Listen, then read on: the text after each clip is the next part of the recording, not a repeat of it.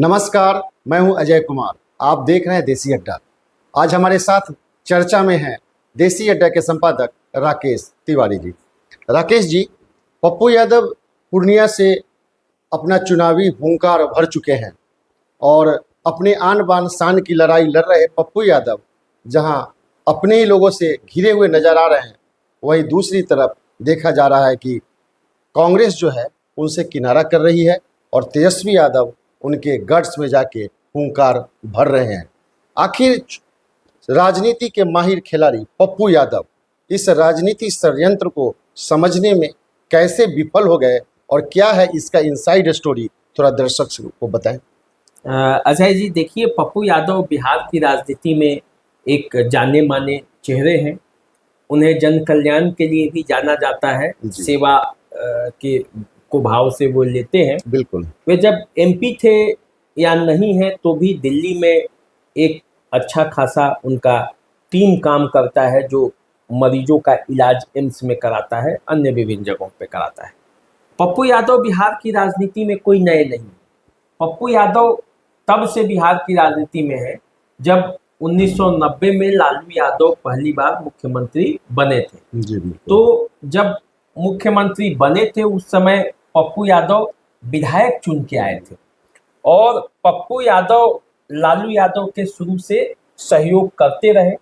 बाद के दिनों में खट्टे मीठे कई अनुभवों के साथ पप्पू यादव और लालू यादव के बीच मामला रहा। अब जहां तक पूर्णिया का सवाल है, पूर्णिया में पप्पू यादव कैसे फंस गए और पप्पू यादव को किसने फंसाया और पप्पू यादव के लिए किसने जाल बिछाया और पप्पू यादव कैसे उस जाल में अपने आप को बताते भी हैं कि पिछले जीवन में जितना उन्होंने राजनीति में जो समय बिताया है उसमें सबसे बुरे दौर से वे गुजर रहे हैं, मानसिक स्थिति पर, शारीरिक स्थिति पर, और जिस तरह से उन्हें छला गया है उस स्थिति पर पप्पू यादव को ये लगता है कि उनके साथ छल हो गया। हुआ कैसे, पूरी स्टोरी आप समझेंगे तो आप पाएंगे कि ये सीट पिछले बार कांग्रेस चुनावी मैदान में उतरी थी। उदय सिंह और पप्पू सिंह जो हैं वो कांग्रेस के प्रत्याशी के तौर पर यहाँ से चुनावी मैदान में उतरे थे और वो संतोष कुशवाहा से हार गए थे। पिछले 1-1.5 सालों से पप्पू यादव पूर्णिया को लेकर सक्रिय हो गए। पूर्णिया में गए, उन्होंने ये ऐलान भी किया कि इस बार लड़ाई जो है वो पूर्णिया से पप्पू यादव लड़ेंगे और इसके लिए उन्होंने कांग्रेस को अपना जमीन बनाया कि कांग्रेस के बूते हुए आगे बढ़ेंगे, क्योंकि उनकी पत्नी रंजीता रंजन कांग्रेस से सांसद भी रही हैं, अभी राज्यसभा की सदस्य भी हैं। रंजीता रंजन एक जानी मानी कांग्रेस में नाम है। तो पप्पू यादव ने सोचा कि क्यों नहीं उस पूर्णिया से इस बार फिर से भाग्य आजमाया जाए, जहां से वे पहले 3 बार सांसद रह चुके हैं। बिल्कुल। निर्दलीय तौर पर 1991 में पप्पू यादव पूर्णिया से जीते थे, उसके बाद 96 में भी जीते थे और 99 में भी जीते थे। 96 में समाजवादी पार्टी के टिकट पे लड़े थे। समाजवादी पार्टी का क्या बिहार में आधार है आप जानते हैं। जी बिल्कुल। तो वो पप्पू यादव ने प्लान बनाया कि क्यों नहीं पूर्णिया से इस बार लड़ाई लड़ा जाए और पूर्णिया से लड़ाई लड़ने के लिए उन्होंने अपना जमीन तैयार करना शुरू कर दिया। पूर्णिया आने लगे, जाने लगे, हालांकि रिश्ता उनका बहुत बना रहता है, लेकिन इधर उनकी सक्रियता बढ़ गई थी। ये सब लोग देख रहे थे। अब पप्पू यादव ने कांग्रेस से संपर्क साधा और लेकिन उनके जो राह में सबसे बड़े रोड़ा थे वो अखिलेश प्रसाद सिंह, जो बिहार कांग्रेस के प्रदेश अध्यक्ष हैं, वो थे। वे नहीं चाहते थे कि पप्पू यादव कांग्रेस में शामिल हो, क्योंकि इससे उनकी राजनीति भी प्रभावित होती है। ये सब राजनीतिक पंडितों का और सूत्रों का मानना है, आप देख सकते हैं, गतिविधियों में भी आपको पता चलेगा। तो वो नहीं चाहते थे कि पप्पू यादव यहाँ आए, लेकिन जब बिहार के प्रभारी मोहन प्रकाश बने तो फिर बातचीत शुरू हुआ और ऐसा लगने लगा कि पूर्णिया से पप्पू यादव की मामला जम जाएगा। पप्पू यादव को जब चुनाव लड़ना था पूर्णिया से तो उनको तो एक बेस वोट चाहिए था। पूर्णिया में मुसलमानों की आबादी अच्छी खासी है, लगभग बताया जाता है कि 5 से 7 लाख मुसलमान वहां पे हैं। तो ऐसी स्थिति में उन्होंने कांग्रेस में जाना उचित समझा और पप्पू यादव की राजनीति भी सेकुलर राजनीति रही है, जात पात से ऊपर उठकर वे हमेशा बात करते हैं कि उनके सामने हर जाति धर्म के लोग हैं। तो ऐसी स्थिति में उन्होंने कांग्रेस से संपर्क साधा और इस संपर्क में सबसे बड़ी कड़ी बनी प्रियंका गांधी। प्रियंका गांधी से उन्हें आश्वासन मिला कि वे कांग्रेस में आएंगे जी। तो उनकी सीट मिलेगी। प्रियंका गांधी को क्यों उनसे समझौता करना पड़ा? जब नीतीश कुमार महागठबंधन से छोड़कर जब एनडीए में चले गए तो कांग्रेस को तो भी अपना आधार वोट बैंक बढ़ाना था, कांग्रेस को भी ऊपर उम्मीद की किरण है तो सांसद जीत को मंगाना था।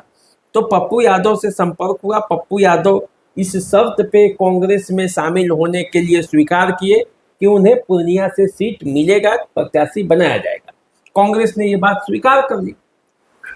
अब लालू यादव को जैसे ही इस बात की भनक लगी कि पप्पू यादव कांग्रेस के संपर्क में जा रहे हैं तो लालू यादव ने मुलाकात की पप्पू यादव से। पप्पू यादव उनके घर पे आए, तेजस्वी यादव और लालू यादव मुलाकात की। इसमें बताया जाता है कि लालू यादव ने ये शर्त रखी कि आप तेजस्वी को सपोर्ट करेंगे और इसके बदले मधेपुरा की सीट आरजेडी के प्रत्याशी के तौर पर आप चुनाव लड़िए, वहां से जीतिए। लेकिन पप्पू यादव को ये शर्त स्वीकार नहीं था। उन्होंने लालू यादव को मना कर दिया कि नहीं, मैं तो पूर्णिया से तैयारी कर रहा हूँ, मुझे पूर्णिया से प्रत्याशी बनाया जाए। यदि मैं पूर्णिया से बनाया जाएगा तो मैं तो चुनाव लड़ूंगा, नहीं तो मैं चुनाव लड़ने में असमर्थ हूँ, क्योंकि पूर्णिया के लोगों से पिछले 1 साल से मैंने वचन दिया है और मैं 3-3 बार वहाँ से सांसद रहा हूँ। इधर कई चुनावों से यदि कोई जीत नहीं रहा है तो मेरा दावा वहाँ बनता है, मैं जीत के दिखाऊंगा।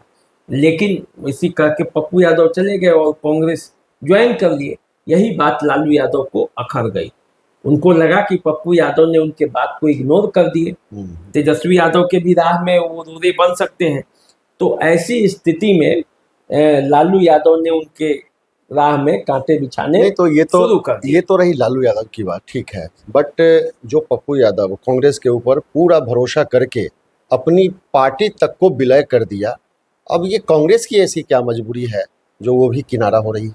देखिए, कांग्रेस की मजबूरी ये है कि जब पप्पू यादव और लालू यादव को लेके पूर्णिया सीट पर बात हो रही थी तो लालू यादव ने साफ कांग्रेस से ये बताया कि आपको 2 में से एक चुनना होगा, या तो आप लालू यादव को चुनिए या पप्पू यादव को। मामला यहाँ तक आया और जब यहाँ तक मामला आया तो कांग्रेस बैकफुट पे चली गई, क्योंकि ये तो सत्य है ना कि देश की राजनीति में अभी भी लालू यादव की एक भूमिका है विपक्ष के मामले में। सेकुलर राजनीति में आज भी उनके नाम को जाना जाता है। तो ऐसी स्थिति में नीतीश कुमार कांग्रेस को छोड़कर चले गए थे। अब लालू यादव भी कांग्रेस को छोड़कर चले जाते तो पूरा देश में ये माहौल बनता कि कांग्रेस अपने सहयोगियों को जोड़ के नहीं रख पा रही है। तो ऐसी स्थिति में कांग्रेस फंस गई थी, कांग्रेस भी फंस गई थी। और लालू यादव इस बात को बाखूबी जानते हैं कि बिहार में कांग्रेस उनको छोड़कर जा नहीं सकती है।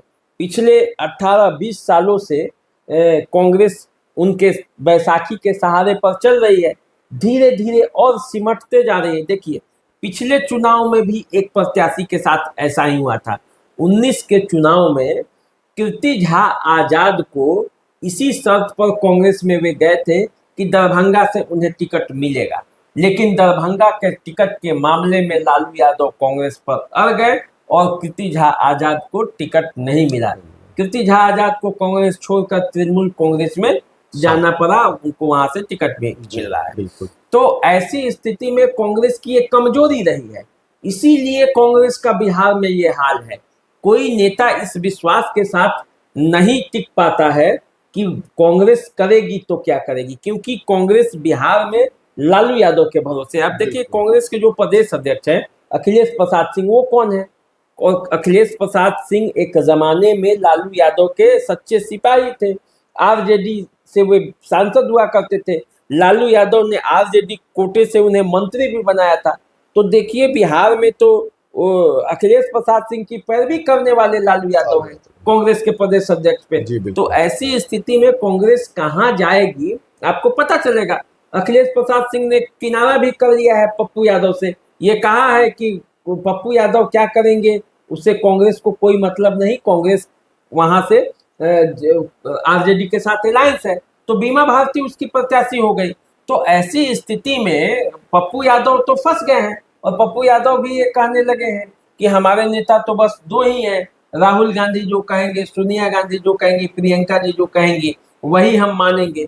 तो ऐसी स्थिति में उनकी पत्नी जो राज्यसभा की सांसद है, कांग्रेस में दिल्ली में बैठी हुई है, वो भी पप्पू यादव की मदद नहीं कर पाई, क्योंकि बिहार का मामला है। देखिए कन्हैया कुमार को भी किस तरह से बिहार की राजनीति से अलग किया गया। तो लालू यादव ये चाहते हैं कि तेजस्वी यादव को 2025 में मुख्यमंत्री बनाना है, तो किसी भी हालत में कोई उनके राह में बाधक बनकर न खड़ा हो, इसलिए रास्ता साफ करना है। और ऐसी ही स्थिति में पप्पू यादव पर अब ये छिड़ा हुआ है। तो पप्पू यादव तो चले थे बहुत तेजी में, लेकिन ये मामला अब फंसता हुआ लग रहा है। अब पप्पू यादव लड़ाई में उतर पड़े हैं, तो पप्पू यादव वहां से 2 बार निर्दलीय सांसद भी रहे हैं। तो चुनाव में जब पप्पू यादव फिर से कहीं हो सकता है कि निर्दलीय चुनाव फिर से आया है, इतिहास अपने आप को दोहराता है। और पप्पू यादव जिस मजबूती से पूर्णिया में लगे हुए हैं, उसको देखकर ऐसा लगता भी है कि वहां लड़ाई तो जबरदस्त होगी। अब देखना यह है कि बीमा भारती जो है वो मुख्य लड़ाई में रह भी पाती है या नहीं रह पाती है, क्या होगा ये तो आने वाले समय में पता चलेगा। लेकिन पप्पू यादव अपना नामांकन कर चुके हैं, वो मानने वाले नहीं हैं। पिछले 1 सालों से पूर्णिया के लिए वे लगे हुए थे। पूर्णिया प्रणाम कार्यक्रम के तहत वो कई कार्यक्रम भी चला रहे थे। कांग्रेस उनको उनकी सीट नहीं दिला पाई। ये कांग्रेस की भी कमजोरी कही जाएगी कि कांग्रेस यदि एक लोकसभा की सीट किसी नेता को नहीं दिला पाती है, तो उस पप्पू यादव को कांग्रेस में लाया ही क्यों गया, उनके पार्टी को मर्ज ही क्यों कराया गया। इसका संदेश तो बिहार के अन्य नेताओं के लिए एक सीख के तौर पे भी है कि कहीं भी जाओ, लेकिन कांग्रेस में जाने से पहले एक बार सोचो कि टिकट तुमको मिलेगा कि नहीं मिलेगा। अब अजय निषाद भी मुजफ्फरपुर से आए हैं, वहां भी मामला फंसा हुआ दिख रहा है। अब देखिए मामला क्या होता है, लेकिन पूर्णिया में लड़ाई जबरदस्त होगी। तो अभी आप सुन रहे थे राकेश जी से पप्पू यादव की इनसाइड स्टोरी, जहां एक तरफ गठबंधन की कुछ शर्तें और मजबूरियां हैं, और उसी शर्त और मजबूरी में कांग्रेस उसको निभाने में लगी है, वहीं दूसरी तरफ पप्पू यादव के लिए पूर्णिया सीट आन बान शान और मूंछों की लड़ाई हो गई है। तो अब पप्पू यादव पीछे हटने वाले नहीं हैं और अपना परचम लहराने के लिए पूर्णिया में एड़ी चोटी एक करने वाले हैं। तो देखिए क्या होता है आने वाले समय में, और इंतजार कीजिए और मेरा नमस्कार स्वीकार कीजिए। नमस्कार।